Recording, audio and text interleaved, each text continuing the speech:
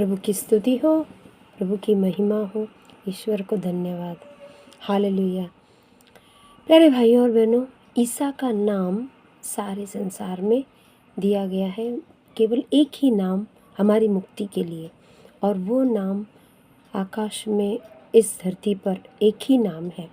और उसका प्रमाण है प्रेरित चरित नए विधान में, प्रेरित चरित 4 सुसमाचार के बाद में 4 अध्याय 12वां वचन, किसी दूसरे व्यक्ति द्वारा मुक्ति नहीं मिल सकती, क्योंकि समस्त संसार में ईसा नाम के सिवा मनुष्यों को कोई दूसरा नाम नहीं दिया गया है जिसके द्वारा हमें मुक्ति मिल सकती है। संत पौलुस और सीलस का एक ही संदेश था, यीशु एक ही मसीह है, एक ही नाम है यीशु, जिसके द्वारा वो हमारे लिए मरे, उन्होंने अपना खून बहाया, और इसी वजह से जो उनका शरीर हमारे खातिर तोड़ा गया, उससे हमें चंगाई मिलती है, हमारी बीमारियों से, हमारे दुखों से मुक्ति मिलती है, कई तकलीफ़ों से, बंधनों से भी मुक्ति मिलती है। यही संदेश संत पौलुस और सीलस लोगों को दे रहे थे। किंतु रोमी अधिकारी, रोमी लोग वहाँ के उस वक्त के, जो पौलुस को अच्छी तरह जानते थे, जब वो साउल था, जब वो अन्य लोगों को पीड़ाएं दे रहा था, उनसे खत लिखवा के ला रहा था अधिकार से, कि दिखा कर कि मेरे पास लिखा हुआ है कि मैं ईसाइयों को मार डालूं। उनको जीने का हक नहीं है जो यीशु में विश्वास करते हैं, जो ईसा मसीह को मानते हैं। और वही जब खुद घोड़े से गिरा दिया गया या गिर गया, और फिर ईश्वर ने उसकी आंखों पे बंदी पट्टी खोल दी, तब वो पहचानता है ईसा कौन है, आप कौन हो, यीशु कौन है। यीशु ने उसे स्पष्ट बताया, जिसका परिवर्तन हो रहा था उस वक्त। प्रेरित चरित 9 अध्याय में साउल पौलुस बनता है। उस वक्त यीशु ने कहा, मैं वही ईसा हूँ जिसे तुम पीड़ित किया करते थे, जिसे तुम दूसरों में देखकर मारते थे, मैं वही ईसा हूँ। Hallelujah, hallelujah. प्यारे भाइयों और बहनों, यह संदेश केवल यीशु एक ही नाम है मुक्ति के लिए बहुत आसान था, किंतु रोमियों को वो उचित नहीं लगा, उनको वो ग्रहण करना ठीक नहीं लगा। वे स्वयं कहते हैं, तुम्हारे संदेश हमें उचित नहीं लगते, इसीलिए उनको पकड़कर बंदी बनाया और उसे कारागृह में डाल दिया। उस कारागृह में डाला इस प्रकार कि उन्हीं लोगों ने कहा, पौलुस और सीलस को खूब पिटवाया। कारापाल को बड़ी सावधानी से उनकी रखवाली करने का आदेश देकर उन्हें बंदीगृह में डलवाया। कारापाल ने ऐसा आदेश पाकर उन्हें भीतरी बंदीगृह में रखा और उनके पैर काठ से जकड़ दिए। बाप रे, कितना बड़ा गुनाह किया। जैसे संत पौलुस और सीलस ने, दोनों ही तो यीशु के शिष्य है, प्रेरित है, प्रभु के प्रेरणा का उपयोग कर रहे हैं, लोगों तक पहुंचा रहे हैं केवल ईश्वर का संदेश, फिर भी ये उनको भुगतने मिल रहा है। उनके साथ इतना दुर्व्यवहार हो रहा है, बुरा व्यवहार कर रहे हैं, उनको बड़े गुनहगार की तरह भीतरी कक्ष में, यदि बाहर रखेंगे या तोड़ फोड़ कर चिल्ला कर इसे चले जाएंगे, कुछ भी हो सकता है, लोग आएंगे इनको छुड़ाने। इसीलिए उसको आदेश दिया गया, उस कारापाल ने, मतलब जेलर ने, उसे अंदरनी कक्ष में रखा, उनको अंदर की कोठरी, अंदर बंदीगृह में, भीतरी अंदर, मतलब कितने दरवाजे होंगे उनको उस कारागृह को, 1-2 नहीं, ज़्यादा ही होंगे शायद।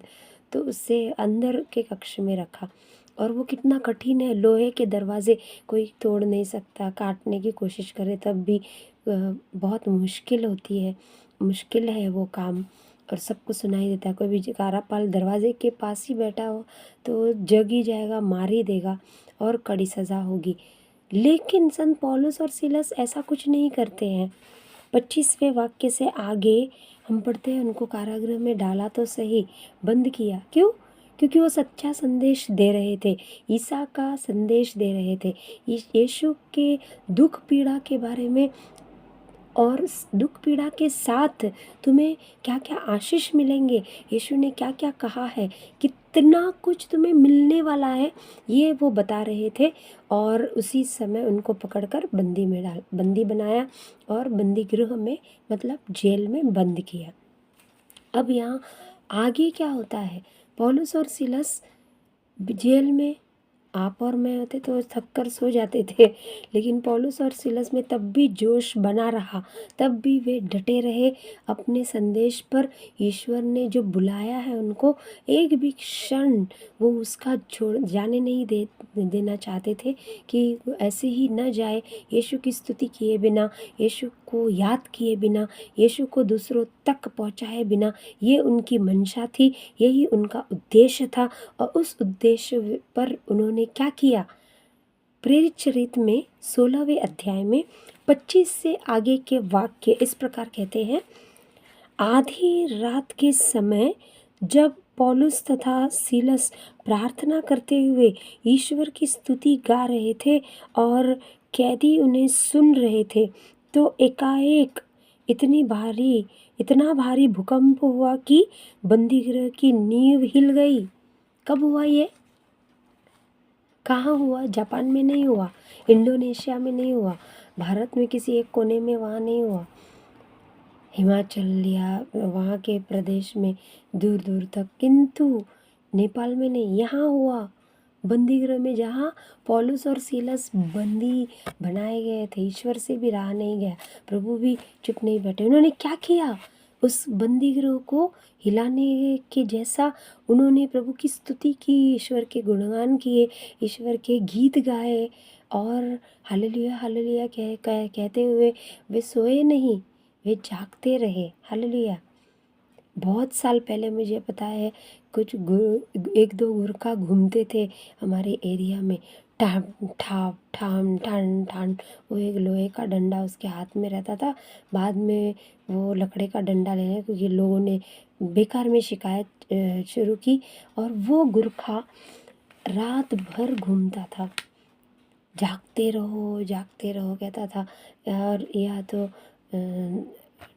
कुछ तो भी वो ऐसे कभी कभी शब्द कहता था, पता नहीं, वो नेपाली गोरखा था तो समझ में नहीं आता था, किंतु वो इतना बटला सा, मैंने देखा कई बार उसको, क्योंकि वो महीने के सिर्फ 2 रुपए लेने के लिए दरवाजे पर आता था और उसे देते थे। तब पता चला कि वो थोड़ा कद में नाटा है या छोटा है, किंतु पूरी रात भर वो घूमता था अकेला, अंधेरे में, चोरों का या किसी का भय न होकर।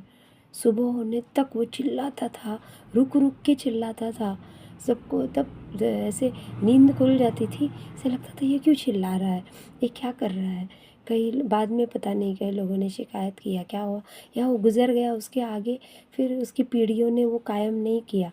अब कोई नहीं चिल्लाता, अब वैसे लोग नहीं। अब जगह जगह लोगों ने अपने अपने कॉम्प्लेक्स, अपने अपने बिल्डिंग्स में, अपने अपने जो भी उनके जो बड़ा बड़ा जो टावर आए हैं बड़े, उनमें लोगों ने वॉचमैन को या सिक्योरिटी गार्ड रखना शुरू किया है। तब केवल ये एक गुरखा होता था जो सब जगह घूमता था। हालेलुया। और रात के समय वो कहता था ये सब सुरक्षित महसूस होने के लिए। यहाँ पर रात के समय आप और हम आराम से सोते थे, आप और मैं ऐसे ही सोते थे, लेकिन संत पौलुस सोए नहीं, संत सीलस भी उनके साथ, वो बेड़ियों को छन छन छन छन उनका आवाज़ उन्होंने किया। वो जो उनके गले से बांधी गई वो काठ, मतलब यहाँ जो बड़ी जंजीर डालते हैं वैसे वाली, और बेड़िया, उनको बजाते हुए उन्होंने ईश्वर की स्तुति की, ईश्वर का गुणगान करते रहे, प्रार्थना करते हुए वे ईश्वर को स्तुति गा रहे थे, कर प्रार्थना के स्वरूप में स्तुति गा रहे थे। एक संत अगस्तीन कहते हैं, उन्होंने कहा है कि यदि आप गाते हो, प्रार्थना करते हो तो एक बार स्तुति करते हो, यदि आप गाते हो तो आप 2 बार ईश्वर की स्तुति करते हो। हालेलुया हालेलुया, है ना, लाभदायक, हमारा ही उसमें फ़ायदा, डबल आशीष हमें मिलेंगे। तब वो गा भी रहे थे, प्रार्थना स्वरूप में वे गा रहे